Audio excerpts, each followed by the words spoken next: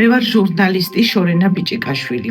ტელერადიო კომპანია თრიალეთში 10 წელზე მეტია ვმუშაობ და ვაკეთებ ჩემს საყვარელ საქმეს. ამ კედლებში ტელევიზიაში ყოველი დილა იწყება იმით, რომ სიმართლე მივიტანოთ იქ, სადაც ყველაზე მეტად ელოდებიან. მე ჩემი კოლეგები ყოველთვის ვიბრძოდით იმ რწმენით, რომ თავისუფალი სიტყვა ხელშეუხებელია. თუმცა ახლა ამ ყველაფრის კეთება თითქმის შეუძლებელია, არა იმიტომ, რომ ენერგია აღარ გვაქვს, ან სურვილი აღარ გვაქვს სიმართლის დაცვის, ან საყვარელი საქმის კეთების, არამედ იმიტომ, რომ ქვეყანაში ძალაუფლება წყვეტს, ვინ დარჩეს მედია სივრცეში და ვინ განადგურდეს.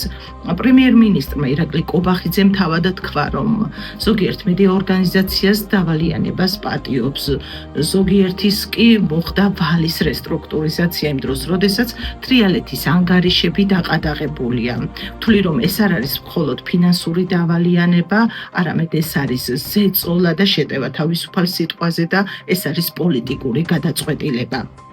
შეიძლება დაგვიყადაღოთ ანგარიშები, გაგვითიშოთ აპარატურა, მაგრამ მე და ჩემი კოლეგები ვთვლით, რომ ჟურნალისტის პასუხისმგებლობა არის სწორედ ის, რომ დავიცვათ სიმართლე და ვიბრძოლებთ იქამდე, სანამ ამ ქვეყანაში შერჩევითი სამართალი აღარ იქნება.